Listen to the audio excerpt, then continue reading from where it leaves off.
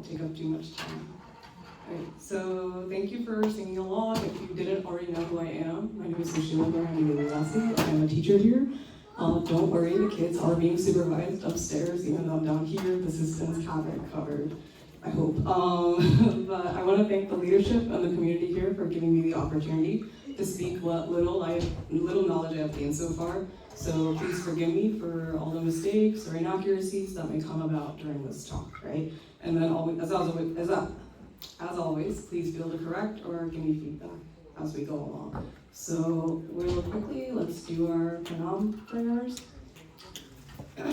Om Ajnana Timirandasya Jnananjana Shalakya Chakshurunmilitam Yena Tasmai Shri Gurave Namah Shri Chaitanya Manobhishtam Sthapitam Yena Bhutale Swayam Rupa Kadamayyam Dadati Swapadantikam Vandeham Shri Guru Shri Yuta Padakamalam Shri Gurun Vaishnavamscha Shri Rupam Sagrajatam Sahagana Raghunathanitam Tam Sajivam Sadvaitam Savadutam Parijana Sahitam Krishna Chaitanya Devam Shri Radha Krishna Padan Sahagana Radhita Shri Vishakamitamscha He Krishna Karuna Sindhu Dina Bandhu Jagatpate Gopesha Gopika Kanta Radha Kanta Namostute Tapta Kanchana Gaurangi Radhe Vrindavaneshwari Vrishabhanu Sute Devi Pranamami Haripriye Vanchakalpa Tarubhasya Kripa Sindhu Vaevacha Patitanam Pavanebhyo Vaishnavebhyo Namo Namah Shri Krishna Chaitanya Prabhu Nityananda Shri Advaita Gadadhara Shri Vasadi Gaura Bhaktavinda Hare Krishna Krishna Krishna Hare Hare Hare Rama Rama Rama Hare Hare.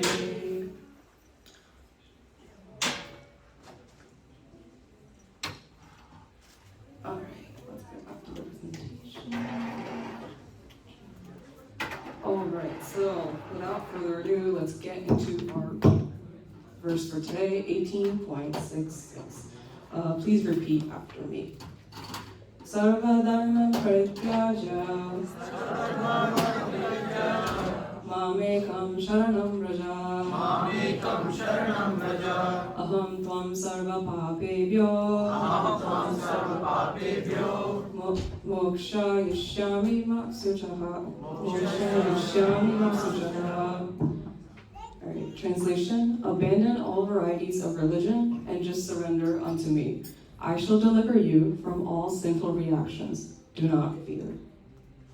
The purport's kind of small, so we will read through it really quickly. So purport. Translation of purport by Srila Ki Jai. Alright.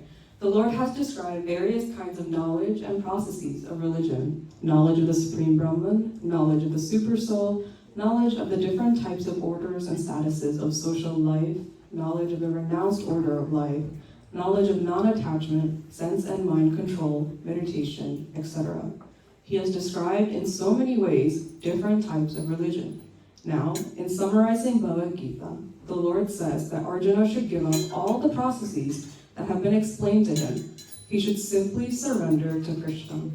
That surrender will save him from all kinds of sinful reactions, for the Lord personally promises to protect him. In the 7th chapter, it was said that only one who has become free from all sinful reactions can take to the worship of Lord Krishna. Thus, one may think that unless he is free from all sinful reactions, he cannot take to the surrendering process. To such doubts, it is here said that even if one is not free from all sinful reactions, simply by the process of surrendering to Sri Krishna, he is automatically freed. There is no need of strenuous effort to free oneself from sinful reactions. One should unhesitantly accept Krishna as the supreme savior of all living entities. With faith and love, one should surrender unto him. The process of surrender to Krishna is described in the Hari Bhakta Vilasa 11.676.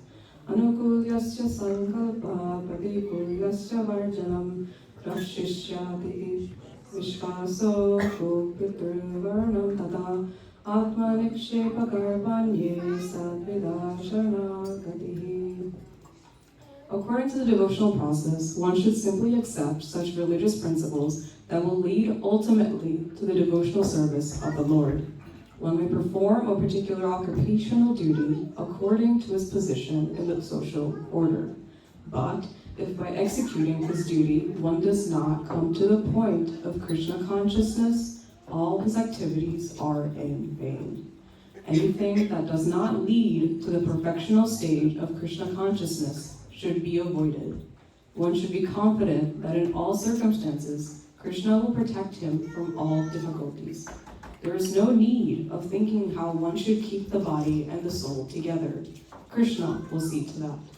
One should always think himself helpless and should consider Krishna the only basis for his progress in life. As soon as one seriously engages himself in devotional service to the Lord in full Krishna consciousness, at once he becomes freed from all contamination of material nature. There are different kinds of processes of religion and purificatory processes by cultivation of knowledge, meditation in the mystic yoga system, etc.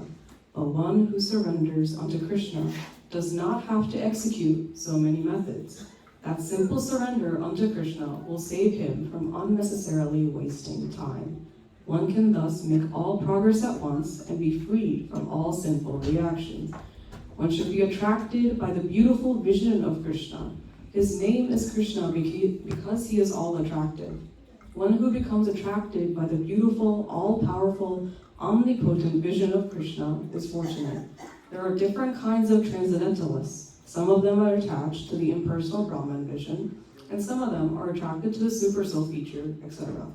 But one who is attracted to the personal feature of the Supreme Personality of Godhead, and above all, one who is attracted by the Supreme Personality of Godhead as Krishna himself, is the most perfect transcendentalist.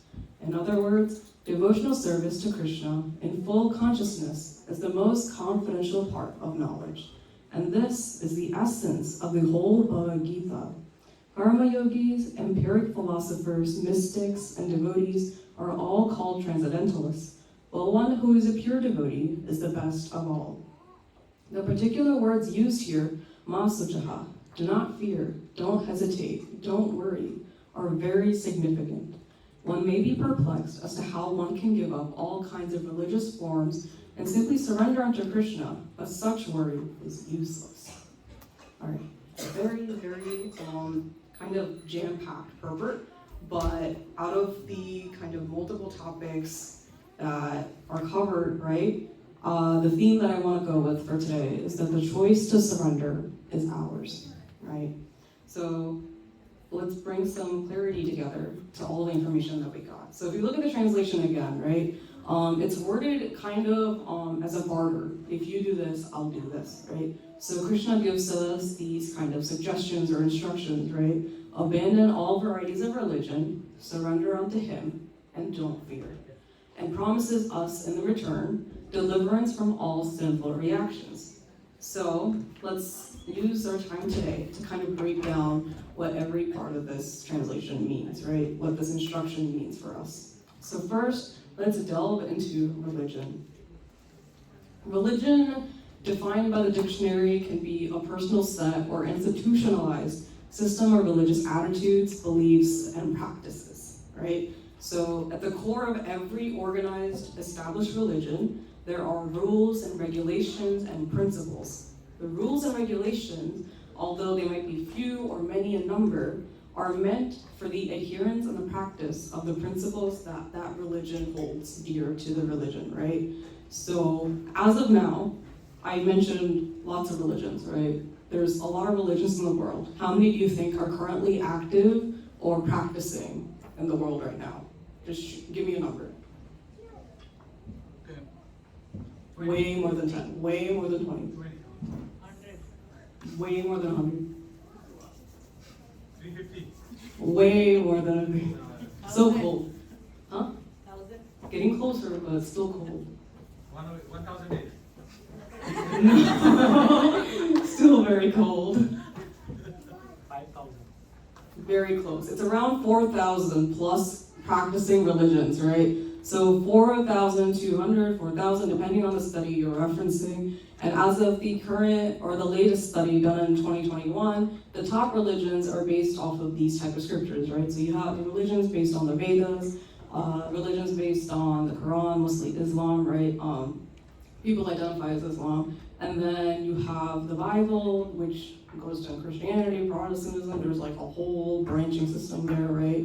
Then you have the Tanakh, which is kind of like all the equivalent of Vedas for the Jewish people, right? And I don't even know how to pronounce that, Tripitaka, right? It's for the Buddhism religion, right? And then you have people who follow folk religions or like paganism. Those fall into like the magic category, right? And then you have fiction, which is people who don't adhere to any religion or atheistic or agnostic, things like that, right? So there's so many levels and kind of there's a lot of diversity in the type of religions people can follow, right? And then so in the context of this verse, we are going to be defining dharma in the sense of religion. And then also later on, we'll also be referencing it as a sense of duty, right? The different types of duty people have, right? So like as a student, as a family member, as a part of the community, etc. So we'll be using those two interpretations of the word dharma. So when it comes to the instruction to abandon all religion, right? A key example that we can kind of showcase, right, is Arjuna's conflict on the battlefield of Kurukshetra. So as soon as he goes to the center of the battlefield, Krishna, and he sees the other side is filled with all of his relatives. And at that point, we see he has an intense conflict between two specific dharmas of his. One is Kula Dharma, which refers to his dynasty, him being a member of the Kuda dynasty, right? So that type of dharma means protecting the dynasty, ensuring that it, keeps moving through time and gets protects his reputation, etc. And then you have the Kshatriya Dharma, which is his martial duty, right? So Kula is more family related, Kshatriya is more profession related, right? Because he is a Kshatriya, his duty is to protect the people and then stop the evildoers from, exploiting the weak, right? So at this point, the contradiction is, should he be protecting his relatives or should he fight in this war and possibly kill the relatives, right? There's a key conflict in this area, right? So this conflict leads to delusion and confusion, and it totally shuts down Arjuna, right? Until he faces Krishna and says, I can't do this anymore. I need you to, I'm taking shelter under you as a soul, and I need you to tell me what to do, right? Give me the knowledge by which I can overcome this. So at that point, Krishna speaks the Bhagavad Gita, which is the supreme knowledge, also referenced as part of the Vidya, right? And at that point, we can already point out that something feels like a contradiction. So there's so many different nuggets of wisdom throughout the Gita, right? But then when you kind of read it as a whole, you see things that might look like contradictions, right? So the key verse that kind of seems like a contradiction to the instructions we're looking at today is verse 4.8. And it is quite hilarious because the last time I spoke here, I was speaking on 4.8, so I'm glad to be speaking the opposite side of the contradiction, right? So 4.8, So paritnaya sadhuna vinashaya cha dushkritam dharma samsthapanataya sambhavami yuge yuge.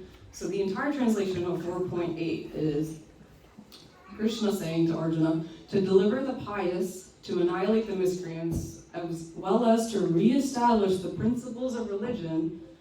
I myself appear millennium after millennium, right? So the direct contradiction, just purely based on wording, we have reestablishing the principles of religion versus, in this verse, abandoning all varieties of religion, right? So how can Krishna, within the same text, tell us to abandon all religion if the whole point of him appearing on earth is to reestablish the principles of religion? How does that make any sense, right? So first, let's go over the three types of dharma, right? We have apara dharma, which refers to ordinary dharma, things we've been kind of tossing around the terms for, like family-related or profession-related, society-related. And then you have adara, which refers to which refers to the lack of dharma, right? So following a lifestyle that doesn't adhere to any of these dharma principles. And then you have paradharma, which is the supreme religion or duty, right? And that is to love Krishna and act in the mood of loving service to Krishna, right? So Krishna says that all dharmas are subordinate to the dharma of bhakti. So our main dharma is the dharma of bhakti, and that ranks highest above all the different dharmas we may have in this lifetime, right? So if we focus on our time and effort into glorifying the Supreme, serving the Supreme Lord, and being in that devotional mood to serve Him and the devotees, we will be protected and steered toward Krishna, right? So being steered toward Krishna inevitably takes us in the path towards righteousness, dharma, and liberation, right? So that is why that is the superseding dharma, because doing that dharma, fulfilling that dharma, fulfills the other dharmas unintentionally as well, right? So abandoning all religion is the prelude or the prerequisite to surrendering to Krishna, which is the second part of the instruction, right? So Arjuna, when he had this conflict, he went beyond the dharmas, the roles he had on the material level, and he went to the essence of who he was. Krishna says to Arjuna in chapter 2, "Now I am your disciple, and a soul surrendered unto you. A soul surrendered unto you. Please instruct me." Because he was taking on the role of a soul, right? He wasn't part of the Kuru dynasty. He wasn't serving as a Kshatriya. He needed to serve his dharma of bhakti, which is serve Krishna and do everything in the service of Krishna within that mood, right? So, and knowing that to be, and understanding that to be his topmost duty, he chooses the path which allows him to do that, right? And in this case, it was doing the duty as a Kshatriya, because Krishna is his entire purpose of appearing is to protect the pious, take care of the miscreants. Doing his duty as a Kshatriya would fall into line with what Krishna would want. So that was the best route for him, right? So abandoning all dharma shouldn't lead us to abandon everything. Like, it shouldn't lead us to adharma, right? It should lead us to the highest dharma, the paradharma, which is linked to our deepest and truest identity as the soul. So when we translate this into the modern world, right? So in modern day society, when we talk about giving up, religion or dharma is a little bit more complicated because we can't necessarily abandon certain roles because we're born into them. But when it comes to religion, it becomes a little bit more easy to grasp, right? So when we talk about religions, it's essential that we keep this in mind. There's so many religions out there to the point where if someone feels unsure about their upbringing or whatever religion or non-religion they were brought up in, and they start questioning the path they need to take, there is such a risk of decision paralysis because of all the hundreds of thousands of popular religions out there and all the different variations of religion. You don't know who to follow, which community to join, etc. And when you get confused, you get paralyzed and you don't make a decision, right? So it is said that when devotional love is directed towards too many things, it runs the risk of being insincere or wholehearted, right? Because there is one God, we should be focusing all of our efforts on one God, right? We have to put our faith in that one Supreme Lord. Yes, He can have as many representatives as we can count, and we should be respecting them, but our focus and our efforts should be on that one Supreme God, Lord Shri Krishna. So, as I mentioned, the decision paralysis can lead to people wanting to select the path of least resistance, whatever is the easiest option. And sometimes the easiest option is to not choose anything, right? So in this case, not choosing would be the path of adharma. So leading a path of adharma doesn't necessarily automatically make you a bad person. I'm sure we all know atheists who are good people, good morals, and are leading good lives, right? But living in adharma runs the risk of falling under the influence of base impulses and desires.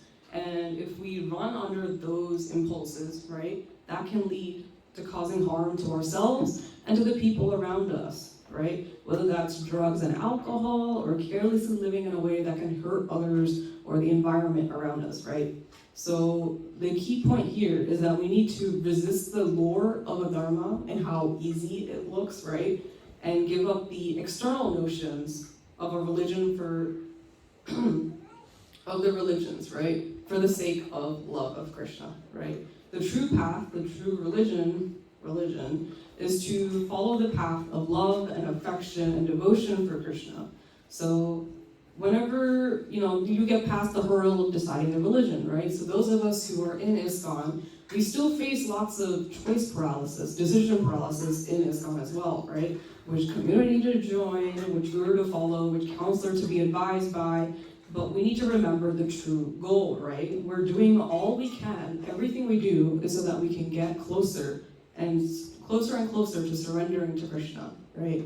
So don't let the formalities of religion distract you, right? That's why Krishna is advising us to abandon all forms of religion. Because religion, when you get too deep into it in the wrong way, you get caught up in the rules and regulations and you forget the principles. So that's why Krishna is recommending this in this scenario. So for us who are currently following a certain path, right, it's important. Rules and regulations are important. I'm not saying they're not important, but you need to remember the motivation behind following those, right? And the motivation should always be getting closer to Krishna, developing love for Krishna, serving Krishna, the devotees, right? So you have to use that goal to navigate the decisions you have to make in whatever environment you're in, because any environment in the material world can be a minefield, right? So we need to use our compass, our spiritual compass. So if we understand the prerequisite, right, we can try to begin delving into the concept of surrendering, which is very, very intense. It's really funny because whenever I looked up lectures for this, they always begin with, this is a very important verse, but it's also very difficult to explain. So we will do our best to explain. What is surrendering, right? Well, okay. So is surrendering a one-time life event? Is there some sort of signs we should be looking for is this the right time to surrender, right? We hear stories like, Draupadi, she was running the risk of being fully disrobed in front of an audience of hundreds of people, right? No one was about to help her. She was clutching onto her sari, right? Waiting for someone to help her. And then she realized no one would. And at that point, she keeps trying to hold on to the sari. And the Shashan's pulling and pulling and pulling and pulling. And at that point, she starts with two hands clutching on, then one hand clutching on, and eventually she surrenders. Only Krishna can help me, right? And that is an example of surrender, right? In a dire situation, she let go of her material attachments, which is her relationships, right? None of her husbands, none of her relatives, none of her well-wishers were willing to step in and help her. And she also let go of her attachment to her clothing and body, right? She let it all go, and she said, Krishna, it is up to you. You help me. So yeah, that is an example of surrender. We also have the story of Gajendra, right? King of the elephants. He was frolicking in a lake, and he got caught in the jaws of a crocodile. That struggle between the elephant and the crocodile lasted thousands of years. And his relatives wouldn't come in the water to help because they were afraid of the crocodile. And then that went on for hundreds of thousands of years. And eventually, he came to the same point as Draupadi, right? No one is going to help me. Only I can do something. And that means, in this case, this translated to him giving up the struggle and using whatever energy he had left at that point to offer a lotus and prayers to Lord Krishna, right? And at that point, Krishna hears the sincerity of that surrender and comes to save him and liberate him. So there's all of these stories, these are just a few, of very intense examples of surrender, right? There was a scenario where they had to surrender because there was no other option, and then they were liberated to a degree, right? Not necessarily Draupadi, but at least in Gajendra's, right? There was a clear surrender and liberation sequence, right?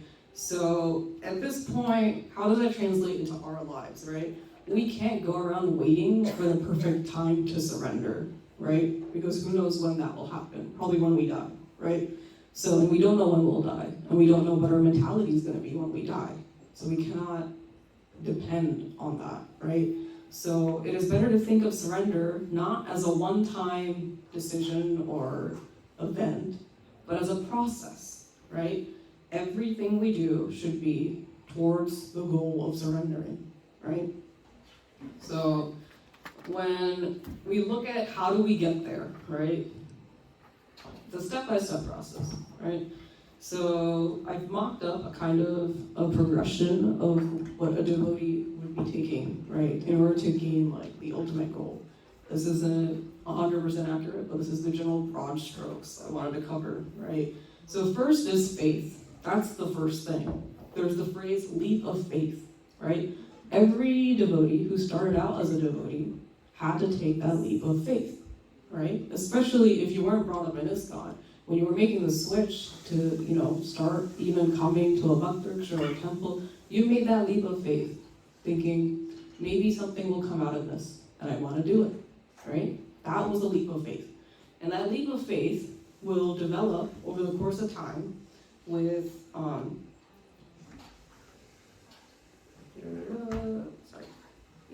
that leap of faith is then supplemented by the association of devotees and sadhus, right? So when you have the effective association, you start getting a taste for, the devotional attitudes around you. You start gaining the motivation to do what they're doing, right? And then that leads into a regulated practice. That's when devotees start following either some or all the regulative principles, right? They start cutting away meat, or they start cutting away alcohol, or they start chanting, things like that. And when you start following that, it helps you purify your consciousness and maintain that consciousness that is ideal for bhakti and service, right? So naturally what follows is the desire to render service to other Vaishnavas, or Guru and Krishna, right? And that is so, so important, the service aspect, because when, so popular verse, right, 10.10, Tesham sadata yuktanam bhajatam pritipurakam dadami buddhi yogantam yena mamupayanti. To those who are constantly devoted to serving me with love, I give the understanding by which they can come to me, right? But directly pleasing Krishna isn't the only way of pleasing Krishna, right? He's pleased by your service to his devotees, like the devotees around us, our Guru, and Chakravarti Thakur said that one who makes the Guru's desire his life and soul, that person pleases Krishna, and Krishna bestows unlimited mercy and empowers that devotee and purifies his heart. We can propel our progress by choosing to surrender to a Guru and taking diksha from them, and then they also become our focus and goal as well, on top of Krishna, right? Because serving our Guru and serving the devotees is just as good of a way to please Krishna, right? So there's lots of levels of surrender, and at every point there's a different level of surrender, right? So the leap of faith, there's level of surrender, right? You're saying, I don't know what's going to happen, but I'm going to start going, I'm going to start listening, I'm going to start following practices, I'm going to do this. Every little part, you're surrendering a little bit of yourself and whatever hesitation you had, right? So at every point, there is a little bit of surrender. It's not that you have to gain like 0 to 100, right? There's always like, 5%, 2%, 3%, little by little, right? And there's so many examples of how there's so many kind of really intense examples, right? Of how disciples have fully surrendered to the Guru and have achieved that type of surrender, right? A really popular story is Ramanujacharya. He had a dear disciple named Girish, I believe, right? And Ramanujacharya was very well known for his preaching about pure devotion and bhakti and Krishna, right? And there was lots of antagonists who felt very threatened by the popularity of his preaching. So one such antagonist was the king himself. He sent guards out to capture him for a debate. Essentially, the premise of the debate was, if you lose, you survive. If you win, you die, right? So his disciple Quraysh knew that if his Guru Maharaj went, he wouldn't lose, because the whole principle, he would defend his principles, defend the scriptures and the shastras, and he would win the debate. But that would mean his Guru would die, right? So he begged and begged and begged to take his place. And Ramanujacharya eventually acquiesced to his disciples' request, right? And eventually went into hiding. And then Quraysh went to the debate with, I believe, one other disciple, I forget his name, but essentially he went there and he was faced with the possibility of death, right? He was disguised as his guru, he was facing the possibility of death. But because of that possibility, did he intentionally lose? Did he just say, oh, my guru can deal with it, like if I just lose this one debate, right? It's just one debate, he can come back from it, it's fine. Like, what is that compared to my life, right? But he didn't. He won the debate, as his guru would have, and he did it for the sake of his principles and for the sake of his guru's reputation as well, so it wouldn't take a hit.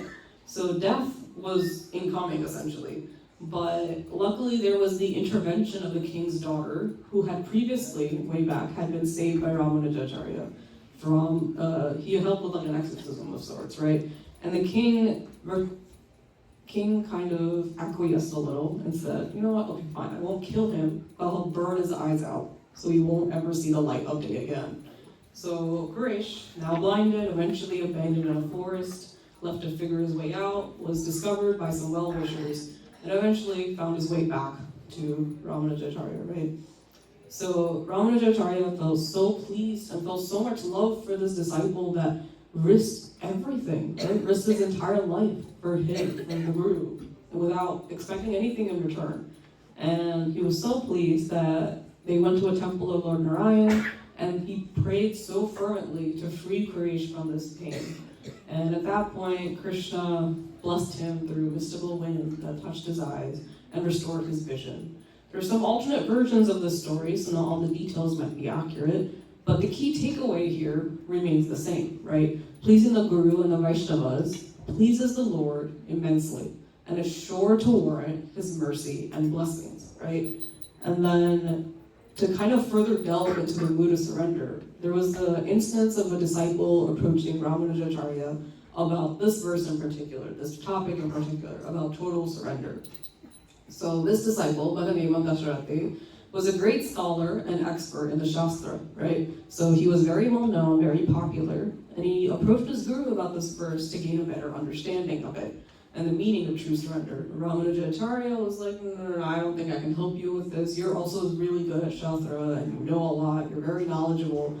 I don't think I can help you. So I suggest you go to a disciple of Sri Yamuna Acharya named Gostiporna and learn from him about this verse and this concept, right?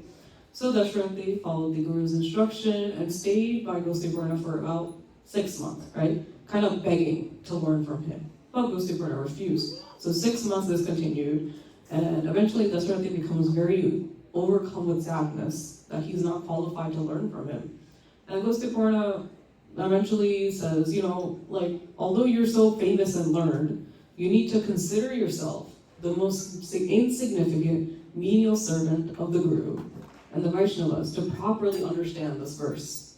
So Dasharati returns to Ramanujacharya and explains the situation. So around the same time, a young lady who was the daughter of one of the Guru's close associates comes weeping to explain her home situation, right? She was recently married, and her in-laws and her husband were very cruel to her, making her walk miles and miles to fetch water multiple times in a day, doing all the cooking, cleaning, and etc. And then if she asked for help, they would just yell at her and refuse to hire anyone else to help her. And she had asked her father for help, but the father redirected her to Ramanujacharya, right? So it's the classic taking of her hasta problem to a sannyasi for help, right? It happens now, it happened back then, it continues to happen. So Ramanujacharya says, okay, I'll help you. And then offers up Dasharati as her servant, right? So use him to do whatever you want to do. He will be your servant. Whatever you need to do, make him do it, right? So Dasharati cooked, cleaned, fetched water, worked day and night for 6 months without telling anyone who he was. He was very famous, remember? So he was just known as a servant to those around him. And then one day a devotee came to the town and was going around explaining scriptural knowledge. But the thing was, he was kind of tainting his explanations with his own interpretations and impersonalist philosophy, right? So unable to keep letting it go, Dasharati eventually stood up and defended the scriptures, right? He explained that it wasn't the right understanding, And then the other devotee got furious, saying, "Who are you to tell me I'm wrong?" etc., etc. Right. And then continued to, so Dasarathi didn't respond to that, like the "who are you" kind of question, and then continued to explain and properly recite, and then everyone seeing the depth and the breadth of his knowledge were becoming respectful, right? So they asked him who he was, and then when he told them his identity, they were surprised as to why he was doing such menial work and working for a disrespectful family. Dasarathi simply replied that "my guru gave me this service, and I'll do it no matter what." So news of this got back to Ramanujacharya, who became very, very pleased that his disciple was doing such service without any false pride in order to please the guru. He goes to collect Dasarathi and explains the verse on the way back. So the takeaway here was the prerequisite to complete surrender and understanding complete surrender is complete humility. It is a difficult trait to develop and process and train, right? And to be sincere with, because there's a lot of false humility around us. So this level of humility shown by Dasarathi is something we should be aspiring to in our life, in our services, so that we can take steps towards complete surrender, right? So it is also noted through examples like these that Shastra cannot be understood by intellectual study alone. So we need to approach the Guru and understand from that Guru, right? And part of that process is pleasing the Guru. So when you please the Guru, Krishna is also pleased, and then Krishna in turn reveals the truth within our hearts so that we may understand that knowledge. In this case, the whole knowledge of true surrender, right? So, and then we go into kind of how we develop that attitude, develop our humility, and then we keep progressing, right? And at that point, we, seeing our sincerity and our devotion, Krishna cleanses our heart of the unwanted impurities, right? So that we may continue to purify our practices, our mentality, our services, and keep moving deeper into bhakti, right? We see in this case of the gopis, right? They were true examples of total and complete surrender, right? Because when they heard the call of Krishna's flute, they immediately gave up everything. The comforts of their home, the protection of their family, risked their lives traversing the jungle, risked their reputations as chaste and faithful women by leaving alone in the dead of night, all to see Krishna, to serve him, to associate with him. And their total disregard of the material relationships and attachments allowed them to be so surrendered, right? And Krishna, in turn, protected them from all possible negative consequences. Having steady faith and devotion brings about Krishna's mercy and blessings and empowerment, his empowerment, so that we can develop the spontaneous taste to want to keep hearing and learning and reading about Krishna, right? So the desire to chant more and more, to read more and more, to hear more and more will come through the mercy of the devotees and Krishna himself, right? So if we continue to work towards pleasing Krishna within our hearts, pleasing the devotees around us, Krishna will reveal that true knowledge to us. So by then becoming more knowledgeable about him, and then becoming more attracted through our increased knowledge about him, right? The obvious next progression is the complete attachment to only Krishna, like the gopis. Seeing our dedication and love, Krishna will then deem it fit to award us bhav, which can develop into prema and then help us achieve the ultimate goal of restoring our loving relationship with Krishna, right? So it's a process. Take it step by step. We do not have to achieve Krishna prema in this lifetime. There's no pressure to achieve it. All levels of surrender are just as important, right? So don't necessarily worry about some sort of end goal, because that will give you paralysis in the present moment, right? So do what you can, hour by hour, day by day, and progress is inevitable, right? So, and the last kind of topic I want to touch on is the concept of freedom and choice, right? So we know every day that we're making choices, some little, some big, and then many are bound to have some sort of consequences, right? So fear of consequence can be a good or bad thing, right? It can lead us to making certain types of decisions or avoiding other types of decisions. And then there's also the fear that if we choose something, we're rejecting a multitude of options, right? So then that leads to delaying the choice, like we mentioned way earlier today. And then when you delay the choice, then you run the risk of overcomplicating the situation and then spiraling about all the different types of bad scenarios, and then it becomes a whole mess, right? So in terms of how we want to frame it for our understanding, right? So there's two things. One is for people like myself who weren't born into Krishna consciousness, we had to make the choice, right? It was an active choice to start to get involved in ISKCON, to start coming to programs or Sunday school, and we chose to take that initial leap of faith, and we choose to start the process, choose to follow the regulative principles, choose to chant, serve, learn, or take initiation, and we choose every day. We choose every day to keep following this process. We keep choosing Krishna. And that goes for the same for people brought up in ISKCON as well, right? In Krishna consciousness. There must come a point where you're not doing the process for the sake of the people around you, the parents that helped raise you, or the community around you. You must decide for yourself and choose Krishna by yourself as well, right? So that moment of choice needs to come for everyone. It needs to be made by everyone in order for our efforts to be sincere and true, right? So the consequences for some, they may come from choosing Krishna, whether it's because you're like switching from a different religious background, or like people who are around you who would penalize you, like relationship-wise, for switching into ISKCON or Krishna consciousness. All of those possible bad reactions you might get will be taken care of by Krishna, right? So that is the last part of the translation, right? He will take care of all of the sinful reactions. He will protect us from all the sinful reactions that may arise from choosing to surrender to Krishna, right? So our duty is that when we're unsure, we have to pray to him, surrender to him, and ask for his guidance, right? And that guidance will come through either the devotees we hold dear to us, through maybe from within as well, right? So we need to learn how to listen for him as well. So the important thing we need to take away from this is that choices aren't the end-all be-all of everything.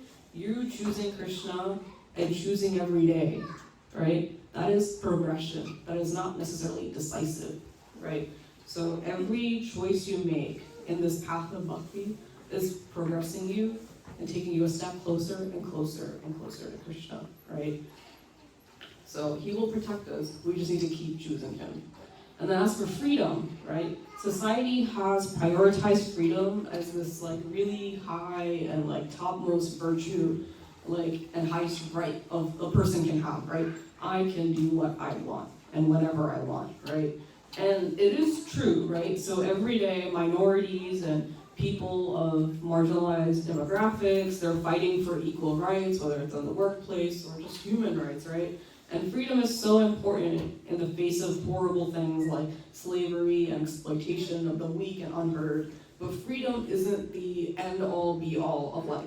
It's the vehicle through which we can find happiness and love. It is the base requirement for being able to pursue that, right? So love and reciprocation of that love offers great fulfillment. That's why we have so many loving relationships. That's why we feel happy meeting the people we love and engaging in relationships with them, right? The reciprocation is just as important. So for even in like traditional relationships, there is a sense of sacrifice when you engage in relationships, right? Whether that's people leaving a single life to find someone they want to be in a relationship with, and they give up certain freedoms to engage in that type of relationship. Or when a woman has a child, she gives up certain freedoms to care for and love that child, right?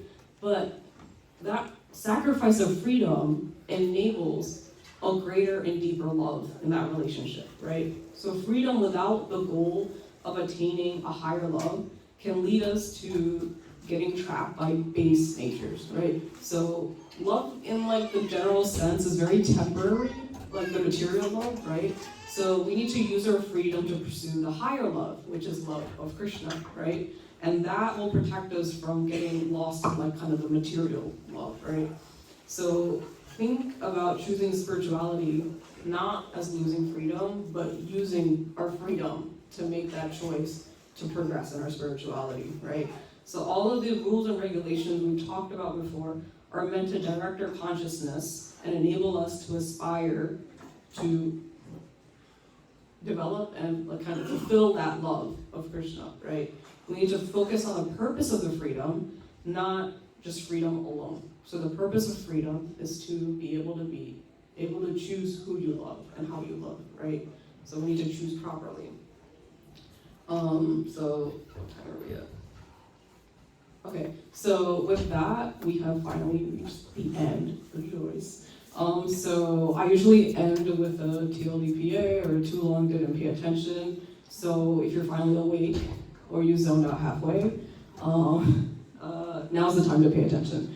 So because this is what I want you to leave with today, if anything at all, right?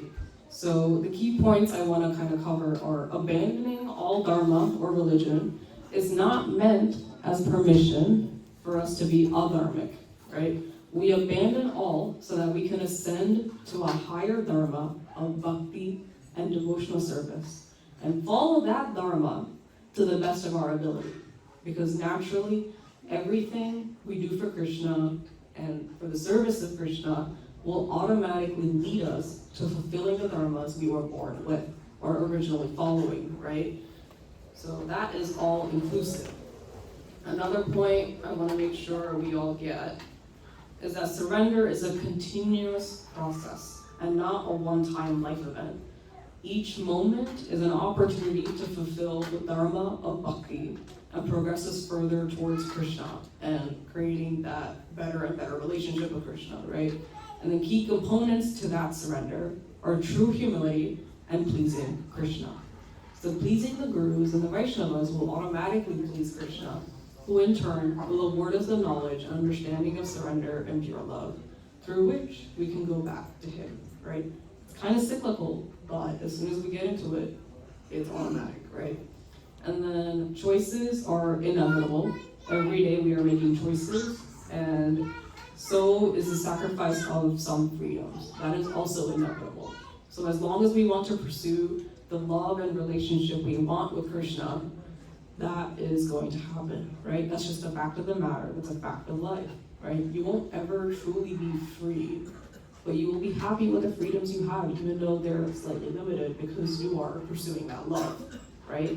So any backlash or fallout that may happen from you following certain choices or prioritizing Krishna or rejecting other paths, all those negative consequences that may come about will be taken care of by Krishna. So that is why he said, do not fear. And then one last thing I want to end is kind of a clarification that was brought up by why the Gita goes into explaining all the different paths in the beginning, or like the middle and the beginning of the Gita, only to say at the end, abandon all of it, right? Like, why bother? And then there's a really nice comparison that His Grace Chaitanya Prabhu makes about how the Gita's strategy of explanation is similar to that of a boxer, right? A boxer fakes the opponent with really flashy moves to get the opponent to feel safe and comfortable so that they come closer to him, and then eventually surprises them with a punch that's enough to finish the match with a knockout, right? So the Gita similarly outlines the various paths and different types of knowledge to attract and engage people who are interested in that, right? And after they're kind of sucked into the Gita and they're in too deep, right?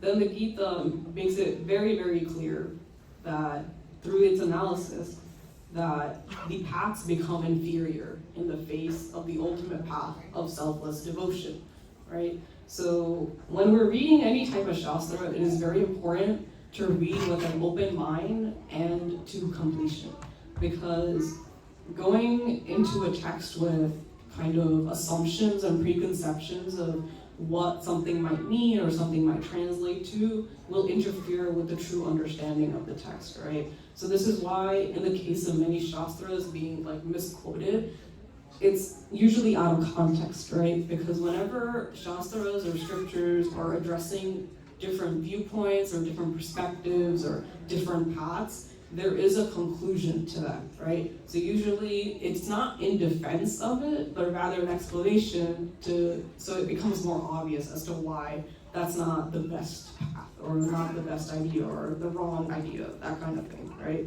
So remember to read with an open mind and to completion, right? And then read the right type of translations as well, because there are numerous interpretations out there, right? And that's why we kind of stick with Srila Prabhupada, because he does it as it is. So I want you to, that's where I'll leave it, and then I'll end that for today. So I will open up the floor to any questions or comments or feedback. And once again, I apologize for any mistakes or inaccuracies that I brought upon. So thank you for listening.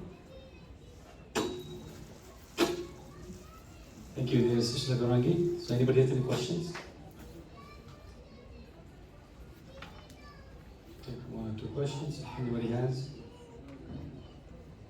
So I think it's very clear. This is one of the most important verses. The closing, actually, a kind of statement where Krishna is giving the last step into Lord Krishna. So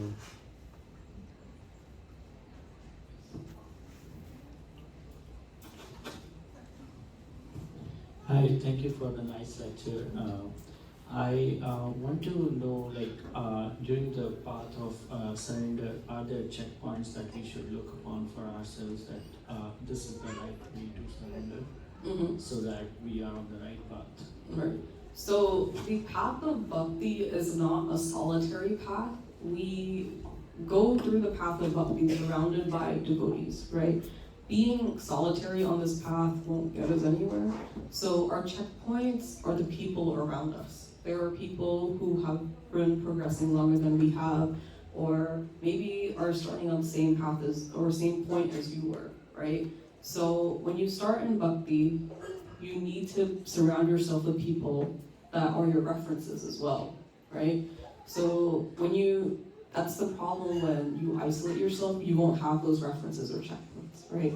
So having that network that you can rely on will offer you that clarity as well. Because everyone's level of progress is different, right?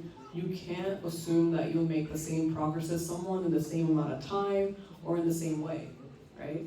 So there's no concrete checkpoints that are standard for everyone, right?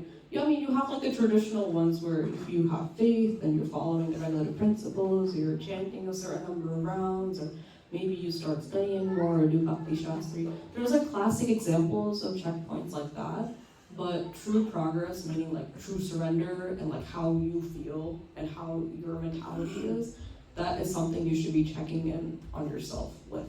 And then having a network you trust to talk about that with. Because for each and every one of us, there are numerous people who are way more progressed than we are, right? And they've seen it and they've experienced it. So to get an idea of what track or what path you're on, use people around you as a reference, right? Because you see them advancing or becoming. Because the advancement of true surrender will be reflected on their character, right? You see it in the way that they're exhibiting signs of true humility or true ecstasy, and learning about Krishna, reading about Krishna, chanting, things like that. So you use those visual cues to see who to get advice from, essentially, yeah.